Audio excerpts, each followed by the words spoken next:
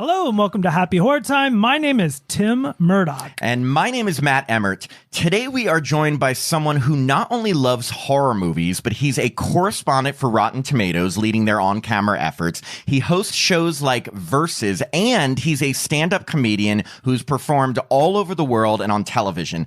In fact, you can stream his latest stand-up special, Alive and Well, directly on YouTube right now. We are so lucky to have him on the show today to discuss The Strangers Chapter 1 with us. So please welcome to the podcast, Mark Ellis. Oh, thank you. Thank you. You know, you give me an intro like that, and it feels like I've done something in my life. This is what I needed to kick off my week. Thank you. Thank you so much. Hey, you got a specific... So a little about us. We interview people from horror movies, and we also do reviews, but we always do these big intros for, like, the people we interview, but when people join us for reviews, we're usually like, and joining us is Joe Schmo, but you got a whole intro, so... Yeah. And stand-up is not easy. As someone who's done it on and off for 20 years. Anytime I go up there, after my 8 minutes, I am exhausted. So yeah, we want to ask you. We wanted to ask you before we talk Strangers. We just wanted to know a little bit about your background. Like, where'd you grow up? How'd you get into comedy? When you started working for Rotten Tomatoes? Can you kind of take us through? Where was the first place you did stand up?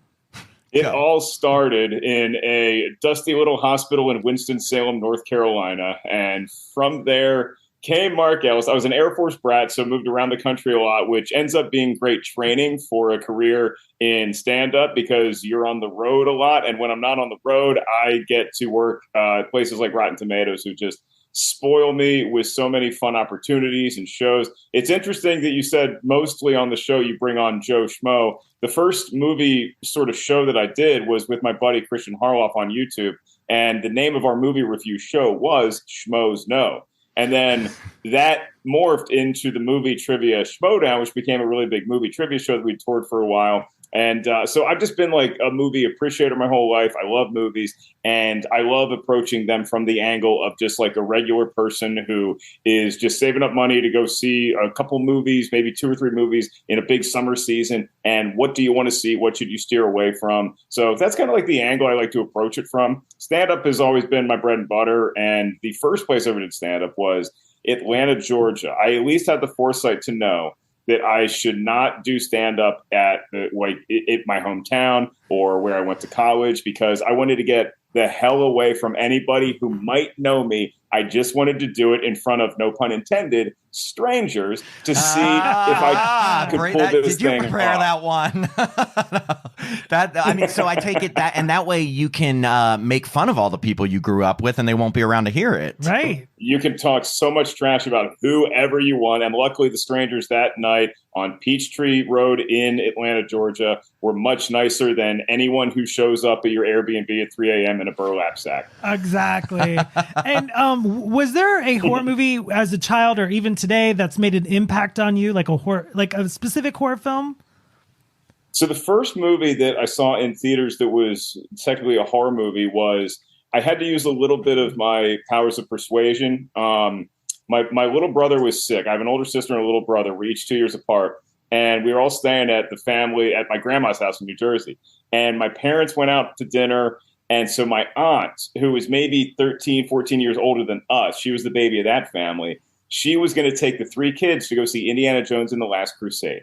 But because my little brother was sick and couldn't go, she didn't want to take us to see that movie and leave out my brother. So my sister and I convinced my aunt, when I was the ripe old age of 8, that we were old enough and our parents would totally be cool with us going to see Pet Sematary in theaters. So wow. Pet Sematary was my welcome into the horror genre on the big screen. That's a tough one. Dude, it was. And you know what? It wasn't even like Church the Cat or Gage or any of that got Zelda, me. right? Was it Zelda? Yes. It was. I still to this day can't play the video game Zelda. I can't touch that franchise because Pet Sematary scarred me. You know, I'm so glad that you said that, because the first time I saw Pet Sematary, I wasn't in a theater. It was at a sleepover with a bunch of friends, and I was too young to see it. But the Zelda part, just terrified me. I didn't like you're saying, it's just so funny that you said that because, and we can't be the only ones because it's fucking terrifying, but like the you know, people coming back from the dead and zombie pets and stuff, no big deal. But crazy sister that has weird, you know, what did she have? Did she have multiple sclerosis? Well, or they kept her hidden because the family was ashamed of her. Yeah, it was awful. But like the way she laughed and said, "Never get out of bed again," Well, like it's terrifying. There's also the guy that has his brains hanging out that the doctor couldn't save, and he's throughout telling the whole story. So that's a good 8-year-old movie to see.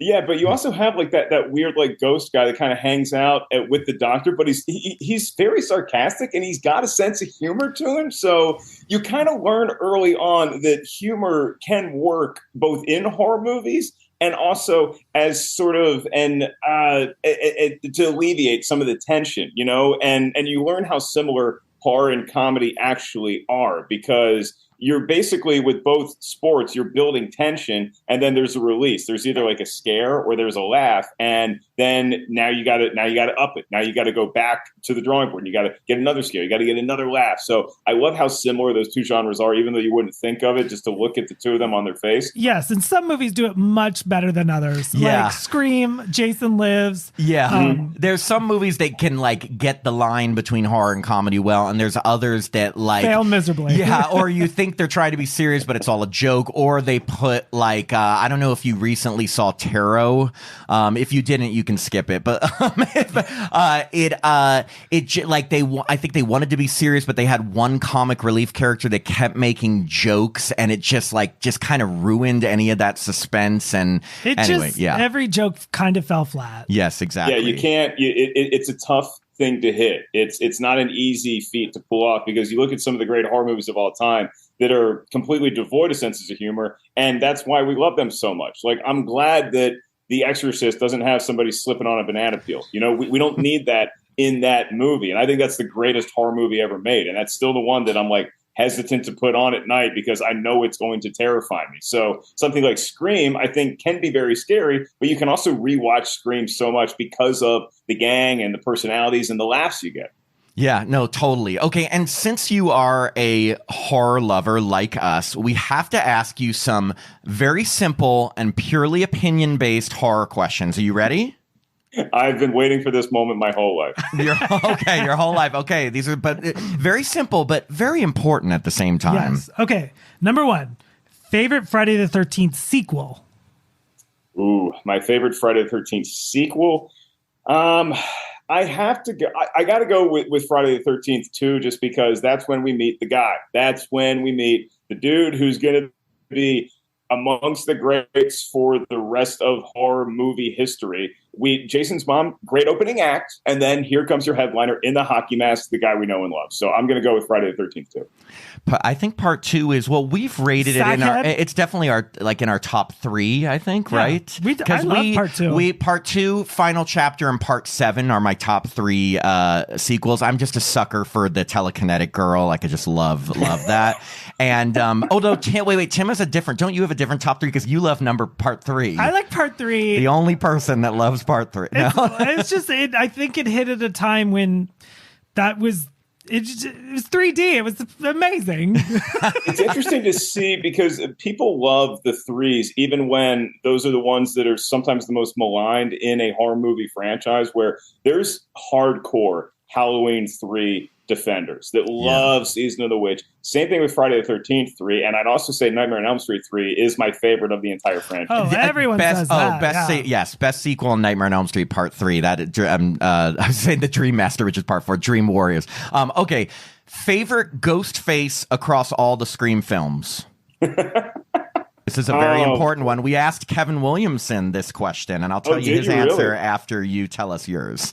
Okay. I'm just, maybe it's the comedian in me, but I love somebody who's a prankster who has a good personality, but can also, put on the mask and live up to the legacy of Ghostface and help create the legacy of Ghostface. So I'm going to go with Matthew Lillard.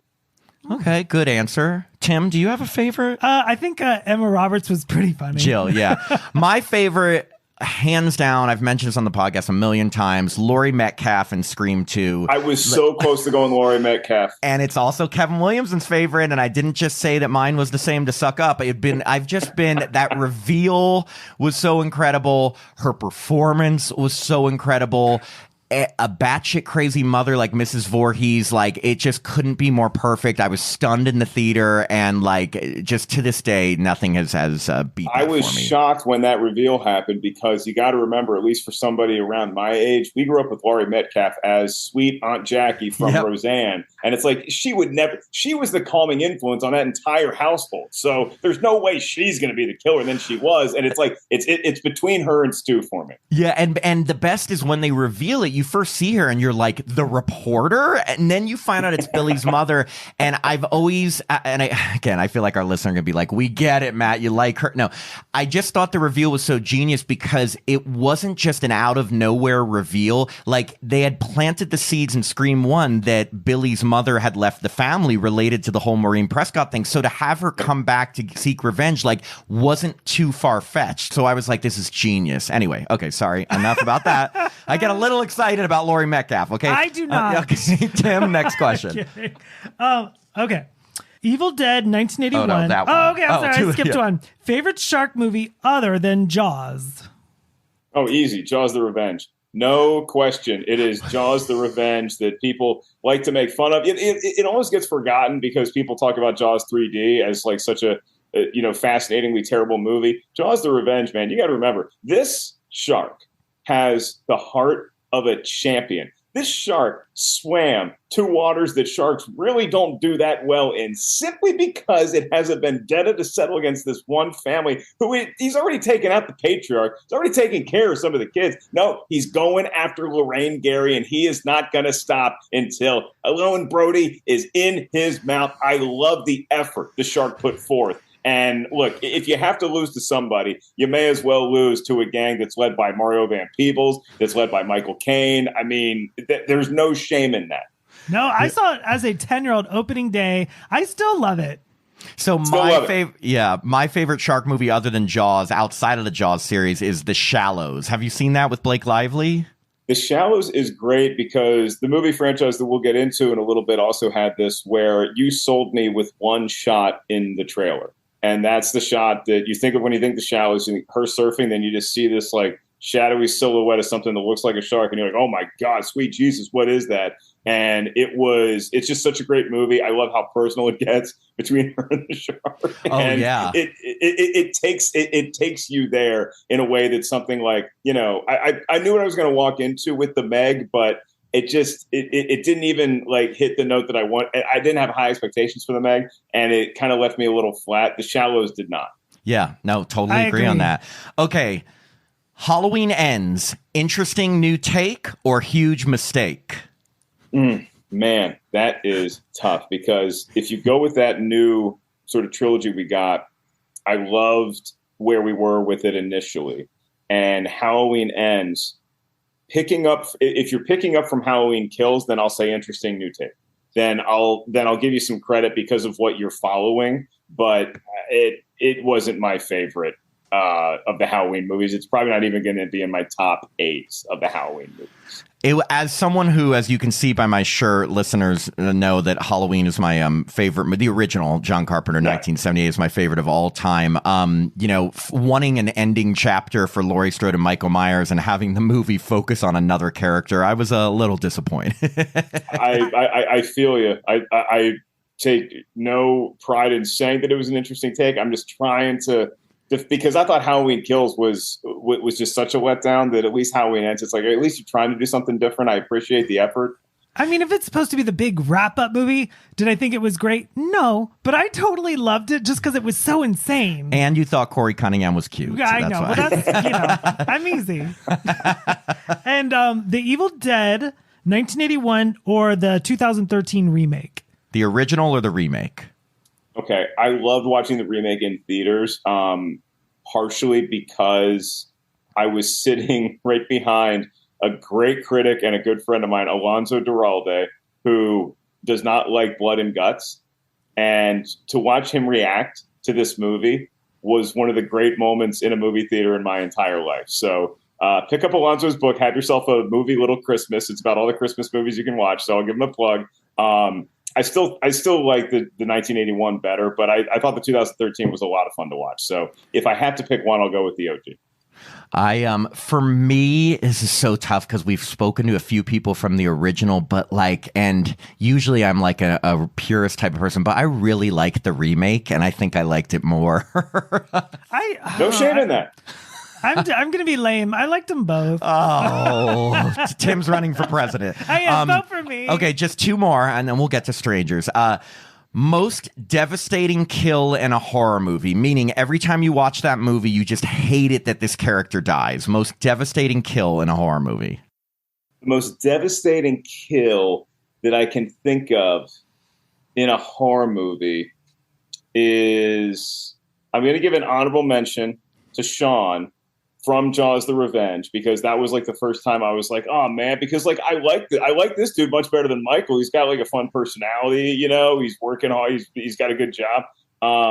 But the most devastating kill was probably Kincaid in the beginning of Nightmare on Elm Street 4, because Kincaid was one of the few that survived the Dream Warriors, and it's like, sweet, knowing that we're going into the Dream Master with a leader like Kincaid, I felt confident that we were going to get Freddy in the first 20 minutes, and Kincaid eats it like right away, and it's like, oh, come on, we are screwed. This is not good news. Yes. Tim, how about you? Because I have a couple. Rachel from Halloween 4 and 5. I didn't think she deserved to get scissors.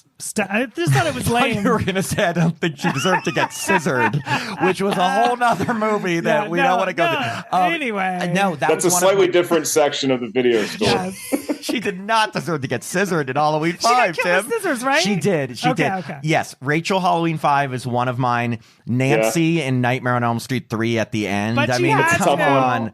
Awful. Like, she makes it to the end, and then she thinks it's her father that she's reconnecting with, and then Freddy kills her. And then the one that every single time I watch this movie, I'm just like, just go a little bit further, is Helen Shivers and I Know What You Did Last Summer, Sarah Michelle Gellar. Because it is, she has such a great chase scene. She makes it so far. She's very likable, and she's so close to that damn parade, and then she turns around and the fisherman gets she her. heard a noise, Matt. She turned, yes, she did. She did. Yeah. Yeah, she basically had the thing won, and then for whatever reason, it reminds me of, I'm a big sports fan, and if you're a sports fan listening, you'll know that the 2013 NBA Finals, when the Spurs had the series won, and then we missed a rebound and Ray Allen hit a 3-pointer, and I still can't watch that highlight. So that's is Sarah Michelle Gellar. That's like speaking a totally different language to us right now. We're big sports fans. Yeah, No. I was like, Tim, hey, what was your favorite sports moment? Oh, when the Ohio State Buckeyes beat Michigan. I have no idea. He's from Ohio. That's why it's the only That's team all he I knows. know. Okay, so you didn't have a good sports moment the last 2 years. Okay, gotcha. Yeah. I don't even know that. Yeah, like did you? Okay. Oh, last question on. And the most important question to be asked in your entire life: do you prefer Halloween or Friday the 13th? The original. We're just talking about the original movie versus the original movie. I was thinking the whole series. Right? Okay. Even if it was franchise v franchise, I would still take Halloween. I hesitated because I do love the adventures that Jason has. I love going to Manhattan. I love going to hell. I love all that stuff. But Halloween to me is just still, there's something so purely evil about Michael Myers, and, you know, like the Panavision shot and the point of view and all that stuff. And the John Carpenter score, I think musically, it's no competition. I like the Friday the 13th, like the weird breathing in the woods, but I got to see John Carpenter live at the Palladium a few years ago. Y'all might have been to that show too. I don't know. And it was awesome. And the Halloween music just hits different. So I'm going to go Halloween. Mark, I knew there was something I liked about you. Mark, you thought we could be friends. You answered correctly. We have a constant battle because Halloween's my favorite movie in franchise. Friday the 13th is his favorite movie. Obviously, Friday the 13th far inferior to the Halloween series. No, for all the reasons you said, and that listeners don't want to hear me go off on Halloween again. So anyway, thank you. I'll tell you guys, if you're looking for a third wheel on the show, then I'm the perfect fit, because my favorite franchise is actually Nightmare on Elm Street, because Freddy Krueger not only can murder you, he's also a great comic. he can tour nationally. He's that good.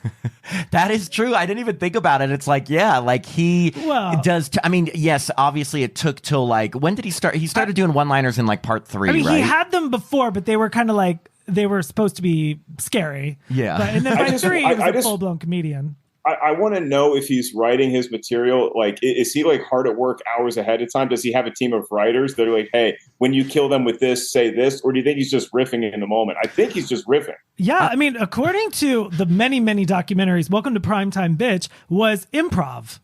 I mean, so that means Robert Englund. Then I would say, if we're looking at this purely from we're in the movie universe, what does Freddie do when he's not haunting people? I think he's working on his material. So Yes. I think that he uses that because, I mean, you don't eat in the dream world, do you? Look here, Austin. I mean, other than saying bon appetit, bitch, which is another one of his favorite lines. Pretty skinny. So I don't know that he's had a good meal in a minute. That's true. And I think if you just add the word bitch to any sentence, it's hilarious. It is. Like, let's move on to the strangers, bitch. Okay, well, before we jump into the strangers chapter 1, what is your history with the original strangers and the strangers pray at night? Like, when did you see them? Did you like them? Which did you like more? My history of the strangers is, I think like a lot of people, where there's certain movies that you just remember where you were, not necessarily when you saw the movie, but when you saw the trailer. Like, you remember being in a theater and that trailer hitting so hard, and that goes across genres. Like, I think the Taken had a trailer that everybody saw, and Liam Neeson has that line about a special set of skills, and everybody's like, oh my God, this is okay. I know exactly what this is, and it looks awesome. Same thing for the strangers, and it was the simplest of shots where Liv Tyler is sitting in the living room, and then you just look behind, and then you just see this head go boom, and then boom, back out, and you're like, oh my God. You knew exactly what the movie was. You knew what it was about. You knew how terrifying it was going to be. And just that simple shot scared the crap out of the entire theater that wasn't even there to see that movie. So I love the idea of it, the execution of it. I remember The Strangers being really well done. I was shocked when I was looking at the tomato meter on Rotten Tomatoes and seeing that it's only 49%,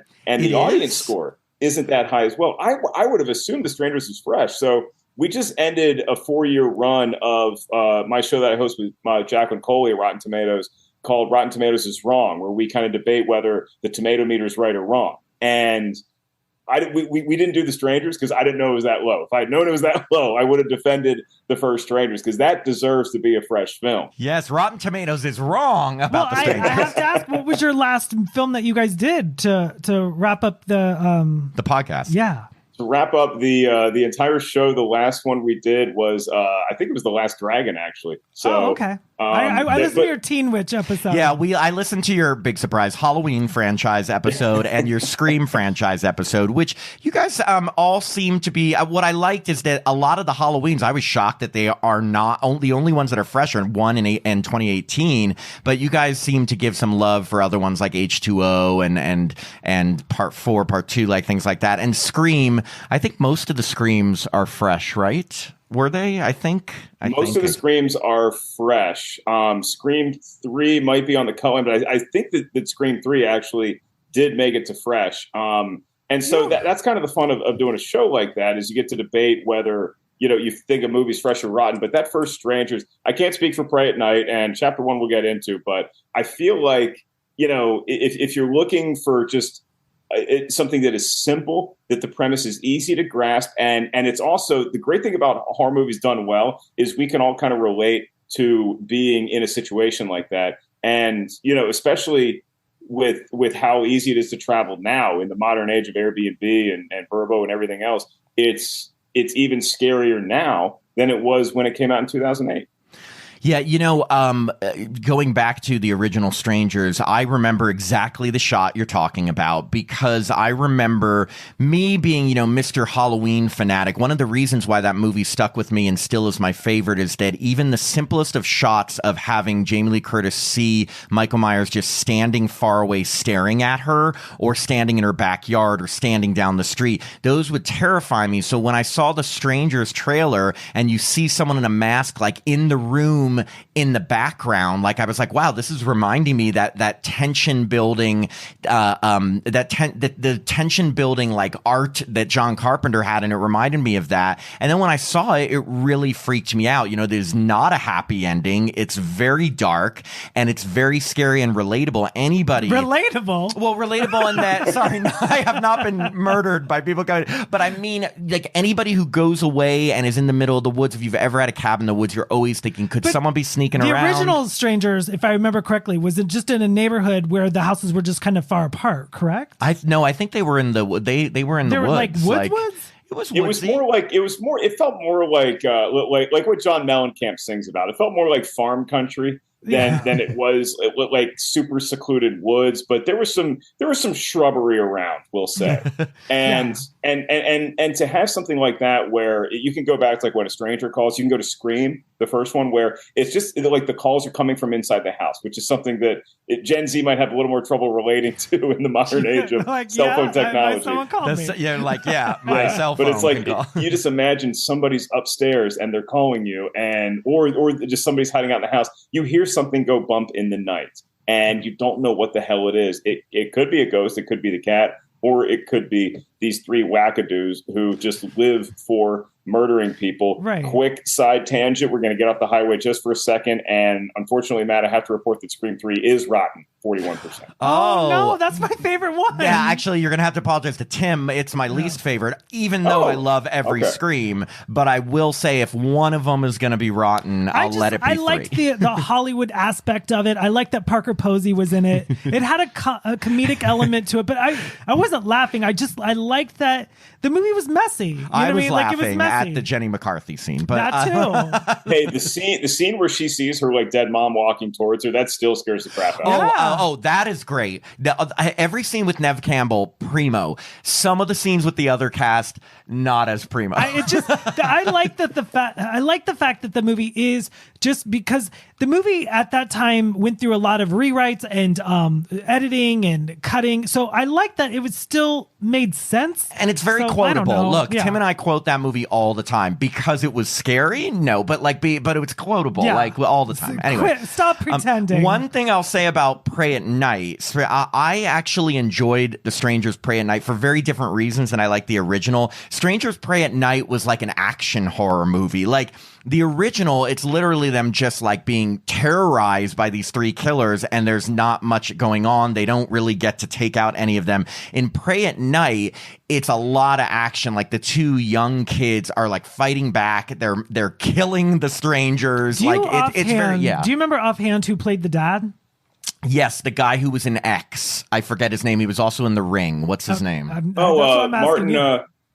Martin Henderson. Yes. Oh, okay. He was the dad in Pray at Night. Yes. Okay. I was bummed because he does die, right? Yeah, both parents and it was the mom. The mom was in Mad Men, right? She's dead too. Probably. Is that Christina Hendricks was the mom. Yes. And it's one of the first movie appearances of a very young Lewis Pullman.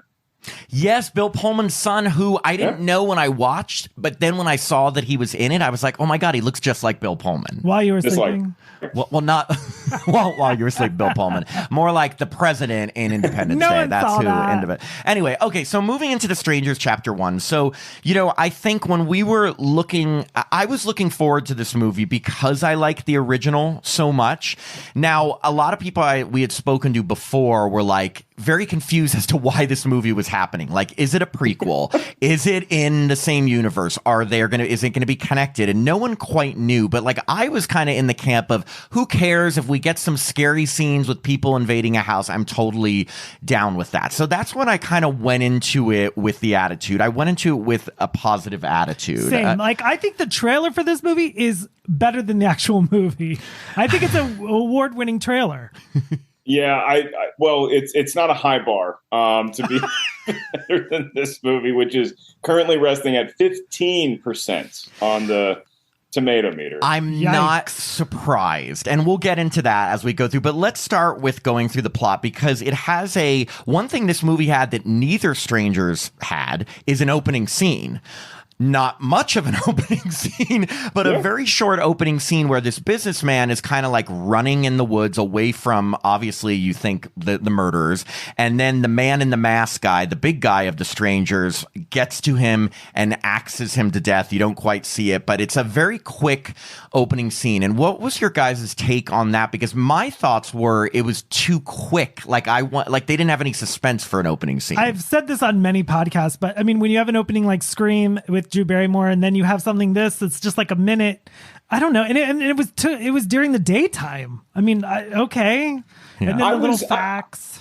I didn't need much more than I got, and I think that I would have felt differently if this was the first of the franchise. Where I'm like, wait, what the hell's going on? But we kind of know who the strangers are. We know what they're about, and to see somebody running in the woods, we immediately get who he's running from. And I give dude credit because he made it about as far away from the strangers as anybody ever has. So bravo to you, sir. Yeah. He didn't get to the promised land, didn't get to the finish line, but he gave a hell of an effort. And I think he wore the strangers out a little bit because I don't think that the strangers brought their A game to this new couple, but maybe that's because they were so tired from dealing with this guy who really, maybe played above his skill level.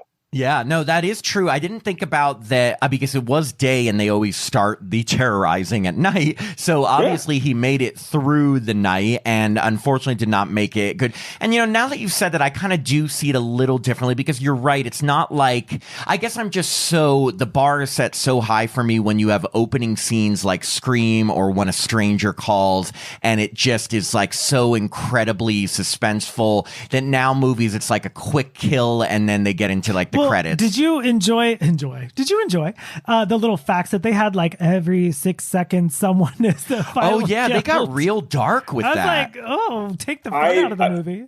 Yeah, I mean, at the beginning, they show like the stats of like, like one in every 20, there's like a gruesome murder in this country, like one every like 26 seconds or something like that. And I think the reason why they did that, which I feel like is a little bit of a cop-out, is because the first Strangers movie was very loosely based on a true event, right? Sort of like Texas Chainsaw Massacre. But this one, I don't believe is based on a true event at all. So I think in order to ground the audience and make us think like, oh, stuff like this is happening all the time and this is a true story, they had to show those stats. But if anything, it took me more out of the movie where I just like felt bad for the country. And then I'm like, okay, now I got to walk back into this movie. Yeah, I was like, how am I supposed to enjoy this movie when there's so much hell on earth? To be honest, all I was thinking when I saw those stats was like, oh my God, that means like just in watching this opening scene, like 2 murders have been committed. Yep. I was like, that's a nice thought. But yeah, I had totally forgot about the stats. So then we're introduced to our main protagonists, Maya and Ryan. Maya is played by Madeline Petch, who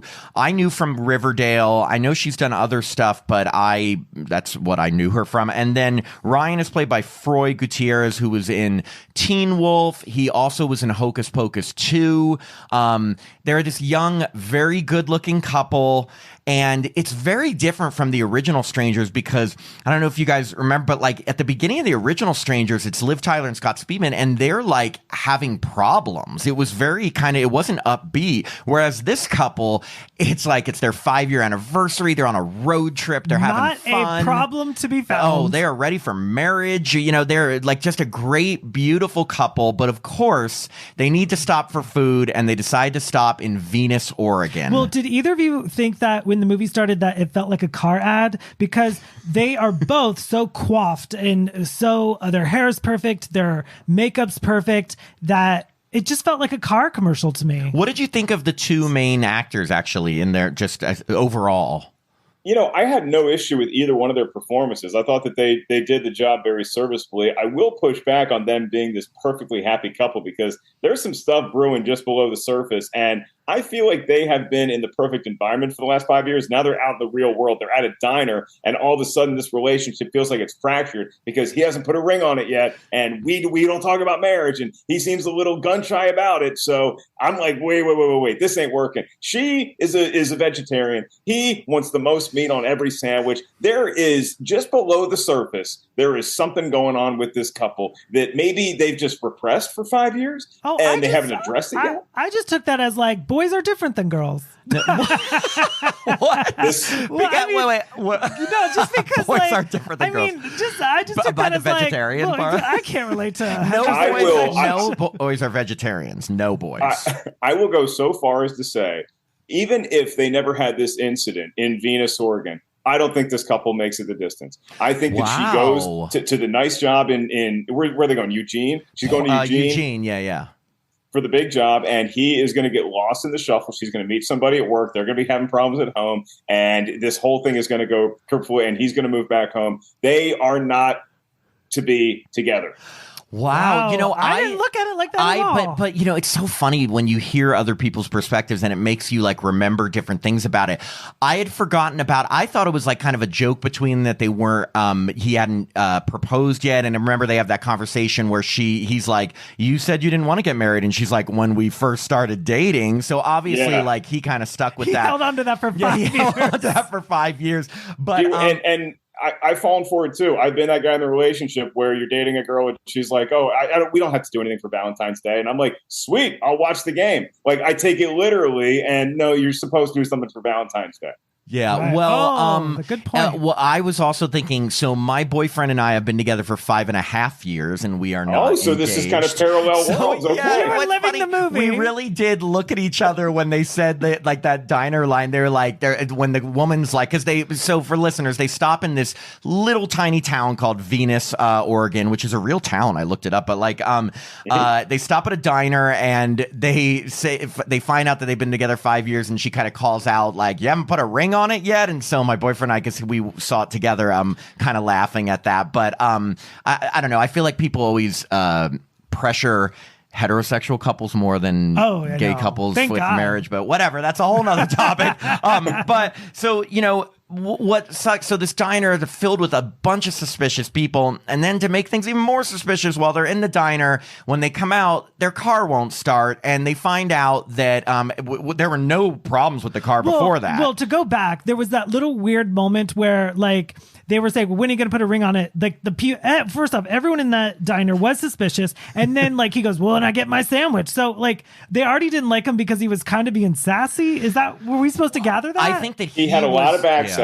He had a lot of stink on that backhand, and if he thought, I don't think that he thought that he ever intended it as a joke. I think that he was just like tired and hungry from the road, and then he tried to play it off like he was trying to make a joke, and it's like, dude, that wasn't a joke. That was real talk right there. And just the setup of this, there used to be this board game called Guess Who, where like you'd like flip down, you know, like characters, and you were trying to rule out who was who. It was kind of like Clue.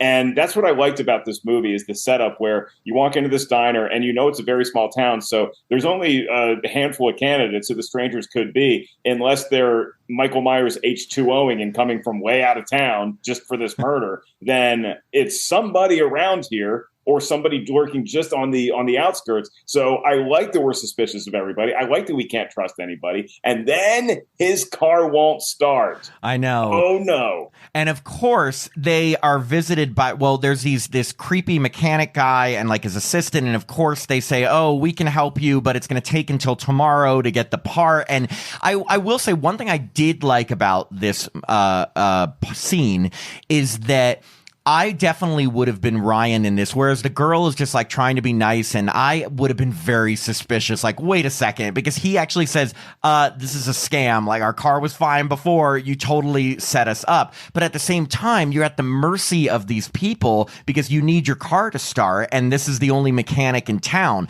So what I think is he should have just called AAA and gotten someone to come out there. So true. Why was AAA never mentioned? And he also called them out. He goes, hey, you were sizing me up before we even walked into this diner. Yeah. So Ryan thinks that this is a setup and a scam. Maya is just like, let's just go with it. But what I loved also is that the girl in the diner is like, oh, you know, if you guys need a place to stay, there's this beautiful Airbnb. It's like the only one in town. And I'm just like, I just kept thinking like bad decision, bad decision, bad decision. Like obviously there probably weren't hotels in the area, but it just seemed like you knew at this point that the people that are in this diner, like you said, are involved in this. They are setting up whoever the strangers are to terrorize this couple. And that is why it's very different from the original, because in the original totally random. Yeah. Or you didn't know anything. So the fact that this movie felt very random. Yeah, this felt more targeted. Like this whole town's economy is basically aimed towards murdering strays that just happen upon Venus. And the mistake that dude made was pushing back against the mechanic and accusing him. And it's like, even if you, because I probably would have thought the same thing, but you can't show your hand at this point. You got to play it cool, and you're at the mercy, like you said. So pay the money, be very nice about it, be super thankful, and take your Airbnb, take your medicine, and just get in there. It bothered me that this dude, like, it, and I looked at that as a metaphor, because I mean, I'm the same way now. I can work on old cars. Like I know how to like change like your battery and your oil and stuff on like old cars. But with the new cars, like my car just starts with a button too. Mm-hmm. And I don't know how the button talks to the rest of the car. I know it's a computer. So I looked at that as this guy, all he's ever had to do his whole life is hit a button and it starts the car. And now when that button doesn't work, his whole life is out of whack. And so it really does throw you into this world of suspicion, into this world of confusion. And also you're at the mercy of this town. So I thought that was kind of a cool metaphor for the situation we were about to experience. I will say this. I give the filmmakers points for making a different setup in terms of the original. Like we were saying, there were no townspeople they ran into. There was no setup. It just happened. So I give points for it being different and unique. I, again, being someone who loves simplicity in horror movies and loves the idea of not having a ton of information, because to me that's scarier, it made it a little less scary that I was looking at people and thinking, okay, he's the man, she's the pinup girl, and she's Dollface. Mm-hmm. Just because I did, as soon as those masks go off, and they don't in this movie, I don't want to say they do, but as soon as you kind of know who's beneath it, it's just not as scary for me anymore. It was just how I was feeling. Like, I almost feel like we should have. I don't know how you make an hour and a half movie without the trip to the diner. Yeah. But I mean, you drive right to the Airbnb. But I mean, like, I almost feel like I did like that because it was something new. But I also think, like, if you're gonna get the same scares as the original, maybe take it out. Yeah, I mean, I guess they just wanted something different. So they go to the Airbnb. Yeah. It's this big, beautiful Airbnb, and it's in the middle of nowhere, and first, they do their usual couple things. I think they have sex, but it's like they get interrupted because there's a knock on the door. Oh, yes. So they get like a good like 8th grade kind of second base, and then stuff happens. True. Yes. They do only get about second base in. No nudity clause for both of the actors. So is that true? You don't know that. I'm just saying that. No. So they get a knock on the door, and my favorite part, I've always loved this in The Strangers, is the opening, the opening occurrence of someone just comes to the door and asks, is Tamra home? Mm-hmm. Now, I always laugh at this because I just want one time for someone to be like, oh yeah, hold on a second. Tamra, or like, who's that? Two doors for you. Or I want the girl to be like, yeah, I'm Tamra. What up, girl? Like, I mean, I just would love something. It's been like so long. Oh my God, you're here. Oh my God. Or it's like, oh my God, where is Tamra? Can you help me find her? Like, I just needed another reaction. There is such room for a joke there. I know, it's total jokes. But of course, every couple who gets the is Tamra home has no fucking idea who Tamra is. And the person who asks is just creepy. And it looks like a kid. Did it look like a kid to you guys? Well, they said it's like a teen girl. Yeah, it looks like a confused like teen girl who, like, if it happened to me, I'd assume is just like high on a lot of stuff and is lost. I'm not inviting you in. Sorry. I'm going to be nice about it, but I'm not inviting you in. There's no Tamra here. Get the hell out. And from that moment is where this movie started to grind my gears in terms of the decision makings of the characters getting worse and worse and dumber and dumber.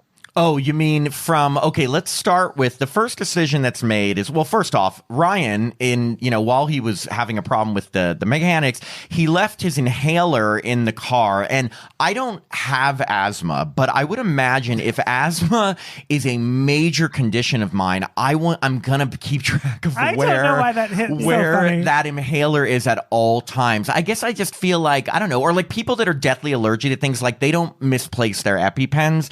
I just was like, okay, you misplaced your inhaler, like bad mistake. But then he leaves Maya at home, takes a motorcycle to go back to get the inhaler and to get some food. After the weirdo came to the door. Right. After the weirdo was already there. That's crazy that she would let him go. That's crazy that he'd want to leave her by herself. I find, like you said, there's so many dumb things that happen. There's more crazy, though, because while she's home alone, the person comes back, or I think she gets like knocks at the door. She doesn't answer it, but she gets even more spooked out. And she hears something in the house. Yes, she hears something in the house. So what does she do? She smokes weed and takes a Blaze shower. up. I mean, I've never done that, but I can only imagine. Yes, Tim Murdoch has never smoked weed, which is every time I hear it, I'm shocked. I know. I like to drink though, but I love how that's like but I'm still cool. I promise. No. I'm just saying, like, I understand, like, not functioning.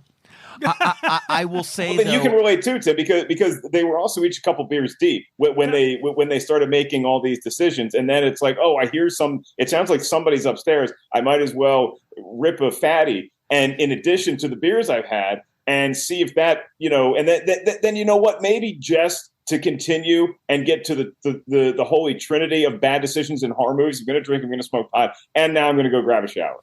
The shower was the craziest thing to me because, like, I just, I don't take showers if I'm scared. Well, No. It sounded weird. Like, I mean, I guess I only take showers when I'm fully confident. No, I just mean if it's late at night and I'm alone and I'm scared, the last places I'm going to be is in the bathroom in a shower thinking of Psycho. Like, so, but it was weird. But what I did think was it just wasn't as effective for me. They were trying, I give the filmmakers credit. They were trying to kind of set the tone of the original by having the strangers appear, in different shots. But the shower one was so ridiculous to me because he's literally right next to the shower and she doesn't sense it. She doesn't see it. She must have had a lot of shampoo in her eyes. Like, she does not see him at all. I might have been scared if I was like 13, but I really don't think I would be because the shower was so... I hate to use this word. Oh, watching it. I thought you meant if you were her. Oh, no, okay. no. I mean, even if I was her, I'd be petrified. Terrified, yeah. But as a viewer, I was like, okay, I'm not really buying any of this. I don't know. Okay, so the shower scene was a little excessive. Like, by that point, you might as well write on the mirror, "I know what you did last summer," or "I still know." But the other shot that they did before that I thought was great, that was the highlight of the movie for me, is when the point of view is behind her and we're looking at her playing piano. She's sitting on the piano stool playing piano, and there's a mirror above her, and the camera pans up so now we can see what's in the mirror, and it's a stranger sitting in the rocking chair right behind her. Pans down, pans back up, nobody's in the rocking chair anymore. I thought that was really cool. And that's director Rennie Harlin, who knows the thing about good sequels and bad sequels. Yeah. And that's him giving a nod to the original and saying, I know what the audience is here for. So I at least appreciated that they got what we came to see, that they know why we paid money. They know why we got a large popcorn to watch this movie. And they paid off with images like that. Sadly, we just didn't get a lot more. Right. No, like, you're right. The mirror was a good one. It was, and it was different. It was different, and it's always creepy. You see something, it's gone, especially in the reflection of a mirror. I love those types of things. I think the shower not only has, someone coming up to the shower, but done a million times before, but like it almost became slightly comical that like he literally, it's like he could have been like holding her hand and she like doesn't notice. Yeah. I love Rennie Harlin from Nightmare on Elm Street 4. Yeah, we love Die Hard Nightmare 2. 4. He's seemed like that. The movie was, how do I say this? It was cool. Yeah, it's cool. Rennie Harlin did Die Hard 2, and I think didn't he also do Speed 2? So he's like, did he? I don't think he did Speed 2. Did he? No, he didn't do Speed 2. He did he did Cutthroat Island, which is not a sequel. Matthew Modine. We're never getting a sequel. So I'd say it's somewhere between Die Hard 2 and Cutthroat Island, which is pretty much the entire swath of film history, is somewhere around there. This is more Cutthroat Island than it is Die Hard 2. But if you go back to like the decision making of the characters, I think that I understand the setup for it, but arguably the dumbest decision in the entire movie, which is saying something, is when the fridge isn't working and she calls the Airbnb host number to get a refrigerator repairman out there. And it's like, you're there for a night, okay? You're going to have to rough it in the woods, Buttercup. Now, I would much rather have a non-working fridge than I would some random repair person coming out there who's not going to get there until 2 or 3 in the morning. Suck it up. Yeah. It's one night. And it was only for beer. That was the thing. It was only for beer. They weren't like cooking a meal. Okay. Well, but she was blazing up, but she had her weed, so she was good. But so the power goes out while she's alone. And this scene, it had a pretty good jump scare because like she's going and she's looking for the circuit breaker. She's looking, and then she stumbles with her cell phone flashlight upon one of the strangers in the mask, one of the female strangers. She of course freaks out, runs, locks herself in the closet. By the way, that was one thing I appreciated because there so often when you see horror movies, they see something, they second guess it, they don't think. She just bolted out of there and put herself in the closet. So I did like that. But then, of course, her boyfriend gets home and he convinces her, you were just stoned, you just saw something. And I was just thinking like, I get that you don't immediately want to think someone was in there, but you did just get some really creepy like person at your doorstep, so it's not too crazy. Why weren't they acknowledging that? I think they just didn't want to think someone had snuck in the house. But the whole thing when he was standing there and then moving his head, he's like, and there's a picture of a clown, and they're like, see, you're high. It's fine. I always want to be like so like condescending when someone doesn't believe you in a horror movie, you know. Yeah, that was great, like boyfriending, you know, where it's like, oh, look at how dumb you are. You've had a couple beers and you're high, and this is why this relationship isn't going to work. This is why it was destined to fail from the start. True. I just watch a lot of soaps, and this seems like a very stable relationship to me. Well, compared to people who are murdering their exes and all the soap opera stuff. So then we get to where the movie really kicks it into high gear because, well, first they start eating, and he's a big, messy eater, and she thinks that, and this was in the trailer, she thinks he's just being messy, and they realize it's actually blood is dripping on them from above. There is a dead animal, like, in the fixture above the dining room table. So right away, they finally snap into realizing someone has been in here, someone is terrorizing us, and they run to the front door, big axe into the front door. Now, that was a really cool part that unfortunately got spoiled in the trailer. Okay, that's why I was so happy. I avoided the trailers for this movie until I saw it because and I'll tell you why, because I didn't have a lot of faith in this movie.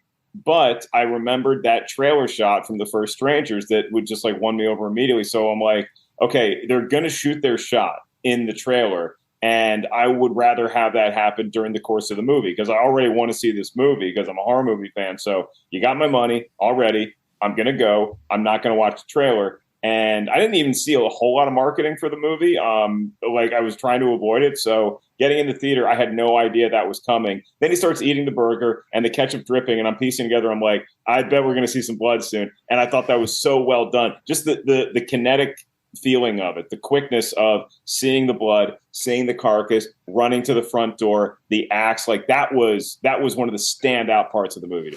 Which is, I guess, why they put it in the trailer. Right, and that they're action seems so genuine. I admire your restraint because I'm so excited about getting any information and seeing stuff that like any trailer, any clip, and I know I really should try it. We should try that someday. Like pick one movie, know if I can do it. Watch no I was proud trailers. of myself because I usually don't have that discipline. So I mean, that's amazing. Like when you go to the movie and there's like 30 minutes of trailers, what do you do? What do you do? Or do you arrive right before the movie actually starts? I am not above. So I do love watching trailers. Like they're 2-minute pieces of art, in my opinion, when done right. But more often than not, I will basically Nicole Kidman will show up, and then I'll maybe like go outside because I am going to take a bathroom break during the trailers because I just want to make sure that I don't miss the movie. So I'm not above just like kind of just going out in the lobby and just taking a breath.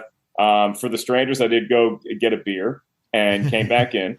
And I sat down, and I think I had one trailer left, and then I was into the movie. So very well executed on my part. Yeah, no, that is smart. So in this scene, finally, the man in the mask breaks through, and they run and they hide in the bedroom, and they like put a chest of drawers in front of it. They're sitting, hiding. They look scared. He's axing at the door, very The Shining moment. He axes the door open, and then he just leaves. Yeah, very weird. I figured he's just really trying to fuck with them before he gets them, because he obviously could have just stepped in the room, but he didn't. Well, that's basically the whole point of these movies, is the three people in masks just like to mess with people. Yeah, they don't want to just kill him right away because that's no fun. The movie would be short. But they did. They like to mess with you, but it was so funny watching him chop down the door. And then I think he reaches in and he opens the door, right? Or he unlocks the door or something. I think he unlocked the door, but I don't think he ever pushed it open. No, but just the way that the character did the motions, it looked like this was dude's job, and he hates his job, and he's just there he's just punching in and punching out to get a paycheck, and he did not look like he took any fun or any pleasure in doing these. He's like, oh my God, I got to chop this goddamn door down and unlock this door, and I hate my life, and all right, there, I did my work, and then he leaves. Another kill, another day. And also, there's like blood. It says hello, and there's little happy faces. Yeah, I know. Is that from the duck? They're from the duck. I will say, what did you guys think about? So when he does step away, they of course are kind of dumbfounded, but they get up and they go out of the room. And I know, Tim, like you had said to me after the movie, you would have just stayed in that room crouched over all night. Yeah, I would have waited till day. I don't know. How about you, Mark? Like if someone you think is trying to kill you and they get close enough where they can get in the door, but then they leave, do you stay in that room and just wait it out? Do you go and explore? What would you do?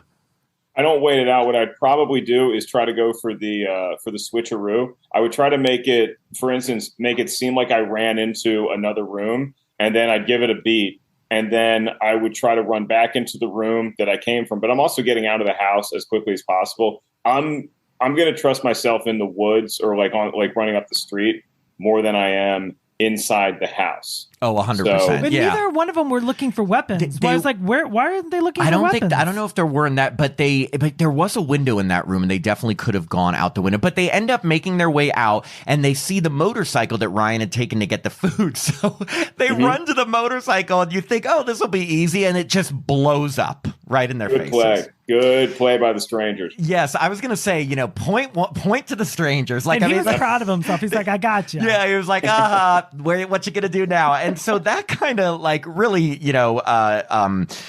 catches them off guard. But so they run back to the house, they hide in the bathroom, and then what proceeds was my actual favorite scene of the movie, when they go into the crawl space. And the reason I liked this scene so much is because, one, it's completely different from anything that happened in the original.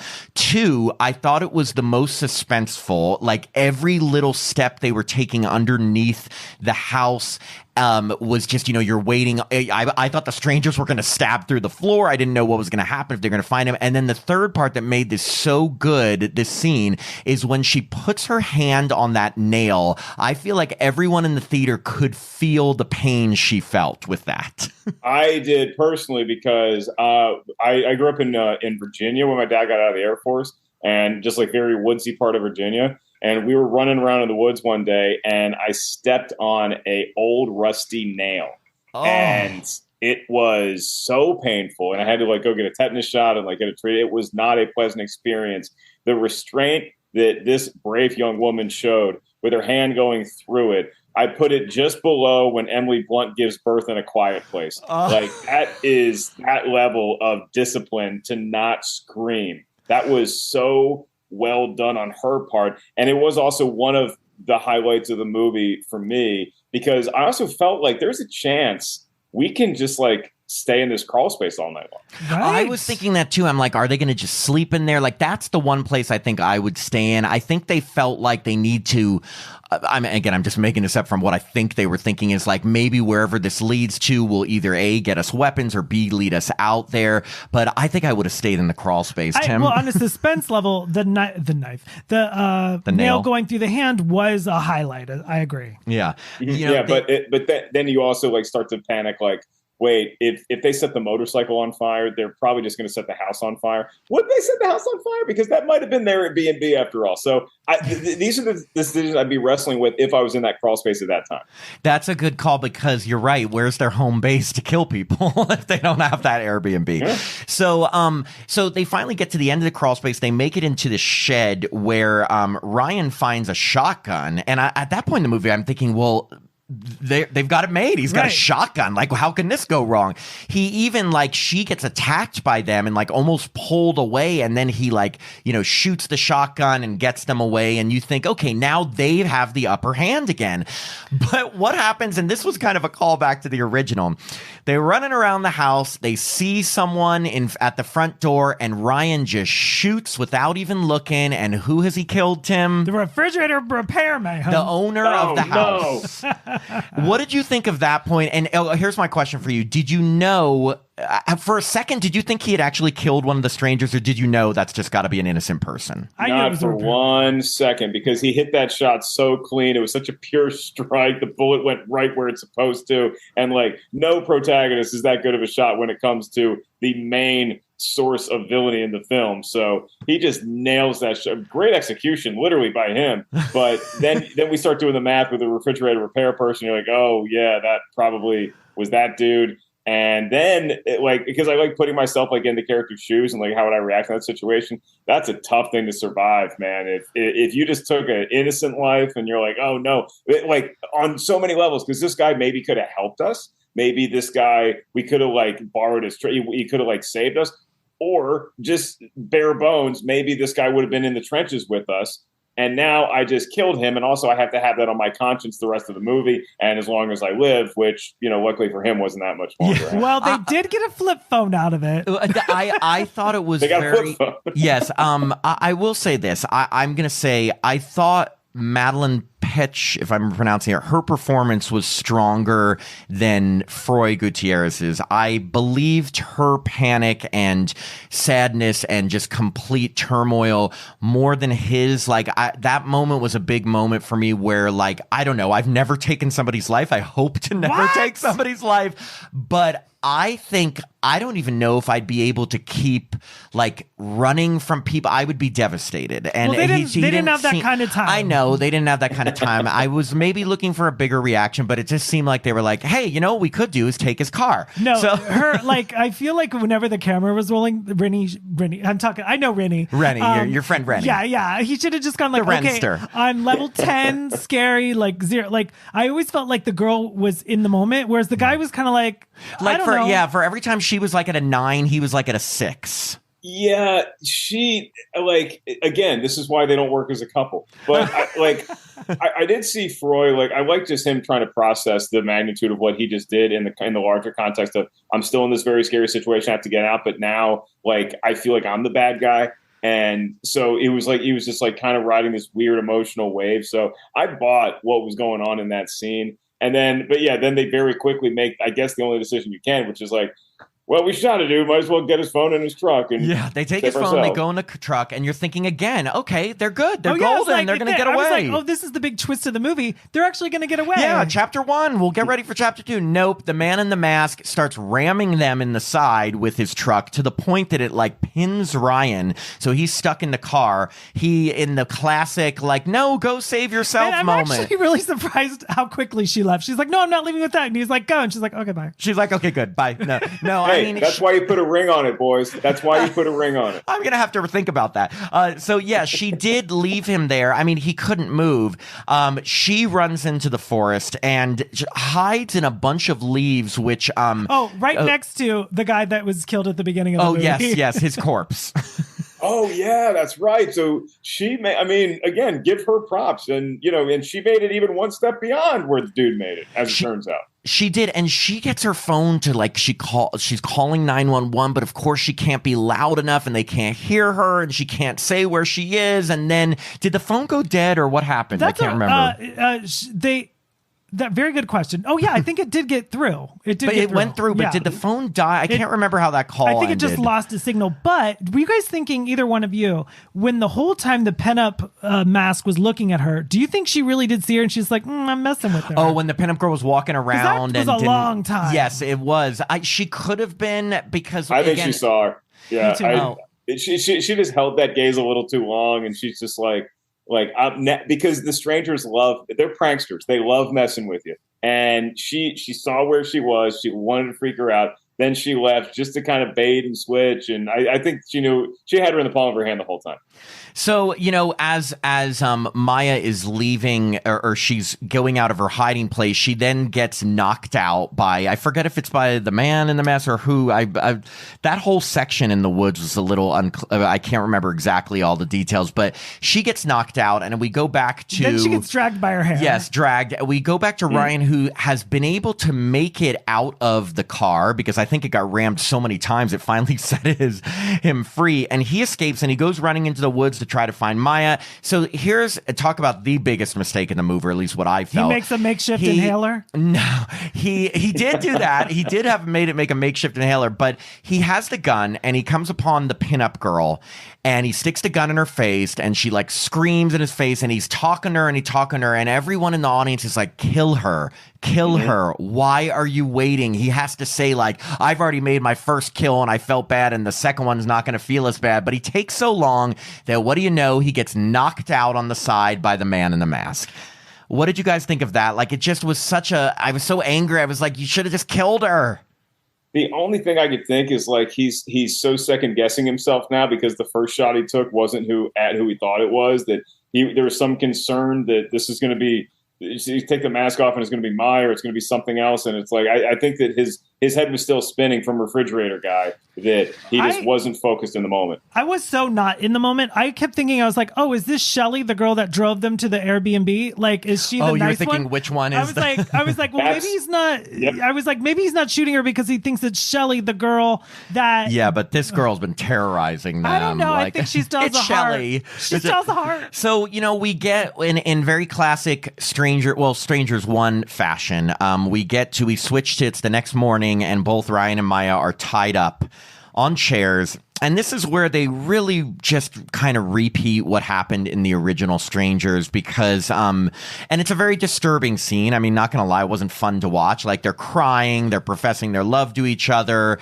And then out of nowhere, one of them... get married. Oh, yeah. Oh, yes, they decided they're going to get married. You're right. I forgot about that. But of course, what if she's like, of course, it takes us dying for you to propose? Yeah, right. Yeah, he knew he was scot-free regardless. So he's like, yeah, fine, I'll say it now. Hey, want to get married? We got about 10 or 2 minutes left, so that's about all I got. Yeah. He just gets stabbed in the gut, and of course, that's pretty tough to watch. And then, if it isn't bad enough that they stab him in the gut, the man just kicks his chair over like he's just a piece of meat. Mm-hmm. Done. And he's pretty much done. So it would have been better if he was like, will you marry me? And she's like, yeah, you want to get the refrigerator guy to be our officiant? Like, she just complete joking around. But yeah, those kind of scenes are always tough to watch because it's not going to end well for our heroes. I wasn't rooting for them that much in the first place, and so it was easier to digest than it was the first Strangers. But I thought there was going to be a twist. I thought, the whole reason this movie was made is they're going to get free. But well, so then the girl, and this is where, and I want your guys' opinion on this. She asked them, why are you doing this to us? And the pinup girl says, because you're here. Mm-hmm. And in the original Strangers, she says, why are you doing this to us? And they said, because you're home. And I guess I don't know. I feel like personally, I didn't need them to repeat the question because or something different, maybe a different type of question. I don't know. I just felt like that was too blatant of a ripoff of the ending again, I get this is like, if we're supposed to think this is a universe where these strangers are doing this, let's say weekly to different people. But I don't know. I just thought the question thing was a little bit too much of a copying of the original. What did you guys think? I was just, I wanted to love this movie because I loved the trailer and I loved the first one. And from, 16 years later, I thought they were a cute couple. It was a bummer that they died, but is it my favorite movie? Is it rewatchable? I don't know. I like that look, they don't get a lot of lines, so let them have their fun when they do get to deliver a winner like that.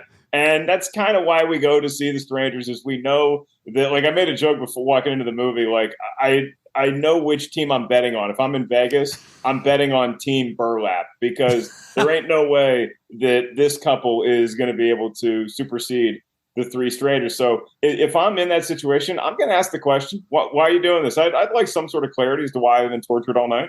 See, I would want to be like, what inspired your mask? Yeah. Why did each of you pick that? What's the inspiration for your character? And can I have your exact name? Why'd you guys play Who those in songs? the diner were you? Which one hey, in the diner were you? Yeah, which diner person that was looking at us were you? So they proceed to stab Maya and they kick her over also. And, you know, as a viewer, you're like, are they both dead? You hear police sirens. They're coming. And then we switch to right before the credits. You see, oh, wait, Maya actually survived. She's in the hospital.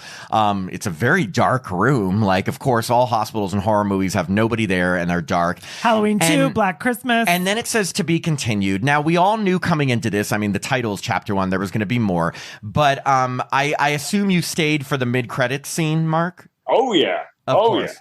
So, in very Strangers fashion, she's in her bed and she rises up and right next to her is the man in the mask. Again, a little weird that she didn't sense that he was there, but, a kind of a one last scare, kind of like they're following her. They followed her to the hospital and they leave it open for whatever chapter 2 is going to be. She's high on the drip. Like she barely knows where she is at that point. Like I'll give her a pass. I was having major Friday 13 Part 5 A New Beginning vibes with the whole is Tommy and Pam. And, I was like, oh, this is kind of, I think it was just a dream. I was thinking Halloween 2, follow her to the hospital, all of that. Oh, it's your dog. Wait, what is your dog's name? Her name is Molly. And Happy 17th. She wanted to hop up with Poppy, and we're not going to be staying at an Airbnb soon. But after we're done talking about the movie, I do have a quick Airbnb strangers-ish story for you. Oh, wait. Well, then let's just wrap up. So, all in all, Mark, how did you feel about this movie? What were your thoughts overall? Are you looking forward to the next chapters? Could you give it or take it? Yeah. What are your thoughts? I wouldn't say it's not a fresh movie for me or the Tomato Meter. Apparently, I would say that. Despite my best efforts and my knowledge of where this franchise has gone, I'm still going to look forward to the next one because I'm just a sucker for these kind of movies. I'd like to see a couple who has their stuff together a little more than this. I'd like to see more Strangers Pray at Night, more like kind of like where the Purge movies went, where there's like some more action, like we're fighting back and we got some chops here. But it was the weakest of the three for me. I still got a couple good jolts out of it and a couple cool shots, and good to see Rennie Harlan still directing. This was no cliffhanger, but it was something. Agreed. I would say one thing I really have appreciated doing this review with you is that you've really countered a lot of our points. Like, whereas parts that we thought like, oh, this is ridiculous, you kind of gave like or you could think about it that way. And that's good because we like to have differing opinions. Overall, though, I think we're around in the same camp. Like when I left the theater, most of the people I went to the movie theater with really did not like this movie.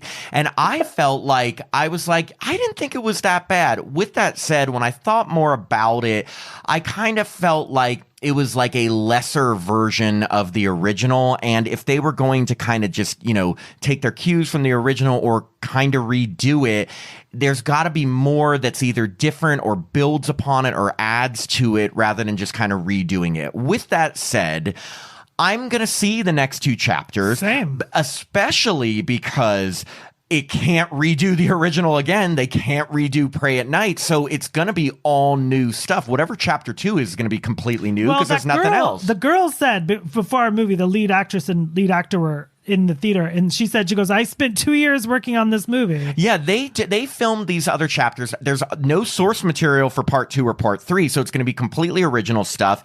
It's going to be completely unexpected. I doubt she's just going to go right back to the Airbnb and have the same thing happen. So I'm interested to see where they will take it. And what I love is that they've already filmed them, so like we're going to get it soon. Chapter 2 is supposed to come out like in the fall, I think, in chapter 3 next year. Tim, overall thoughts? I thought it was a beautiful movie to look at. Like, I was never bored. I mean, I take that back. I was a little bored a little bit, only just because as many horror films as we've seen, like I've seen this kind of song and dance before, but I thought I like a movie with like a big budget, like I think you and I sometimes watch a lot of low budget. So I was like, look at this big budget movie on the screen. Like, I was happy that these films are being made. So yeah, I enjoyed I was never bored. I would say I was never bored. And I do like movies that make us, when we leave the theater, have these kind of conversations where, what would you do in that situation? That's always fun for me. And I do like you said, like a lot of times it's very easy for people watching a movie to be like, I wouldn't do that. Oh, they're so stupid. Well, none of us know because we're not being terrorized by three strangers. I actually do know. I would run as fast as I can. I mean, I know with Tim would run the other way. But a lot of us, like, we can say we'd be all big and hot shots and whatever, and then those people would probably be the ones running away. So you never quite know. It's very easy to malign it. But I think it's a little easier to malign their actions in this one because we've seen a couple in that situation before, you know? Yeah, really. Yeah. So, okay, very quick. Y'all ever been to Julian, California? No, but is it like Venus, Oregon? It feels a lot like Venus, Oregon. It's famous for their pies. They have great, like, world famous apple pies, but it's kind of in the middle of nowhere. There's like one main street, and then the rest of it is just kind of wilderness. I got an Airbnb with a friend, and Molly went, and Molly was great. We needed a guard dog. Nothing happened weird in the house, but when I got upstairs into the bedroom, there was the bed and there were these two rocking chairs facing the bed. And I was like, I don't know what to do with this. And it was really windy that night. There was a lot of stuff. You could hear like trees and stuff like rustling. Like, it was a scary situation. I'm glad I was there with another human and a dog. If I was there by myself, I would have you know what? I probably would have gotten high. I would have gotten high. Taking a shower, I agree though? with you, Maya. Would you have taken a shower? Oh, one of the best showers I've ever had in my life. The best showers, and had some burgers and cheese, or sorry, veggie burger. For Mark, it's been such a pleasure having you on with us. It's been so much fun to have like another voice on the show, especially a horror lover. We really do appreciate you taking the time to go through this movie with us. Thank you so much. Oh, thanks for having me. Oh, this was so much fun. And next time, since we did the math before the show, we're not too far from each other. Next time there's a stranger, I think we're all going together, and we'll go opening night, and we'll talk about how we would have reacted afterwards. That's the fun of these movies. I wonder if the lead actor and actress will be there. Yeah, we had. Well, that's what Tim said. We went to the night before it opened, and they came into the theater to introduce it. So it was like, awesome. Oh my God, the real people. Yeah, that would be amazing. Well, thank you again, Mark. Seriously, it's been such a pleasure. You're awesome. Hope to see a horror movie with you in the future and review another one too. Absolutely. Stay in touch. I really appreciate y'all having me. Thank you so much. Okay, take care. We'll talk soon. Bye-bye. All right. See y'all. Okay, bye.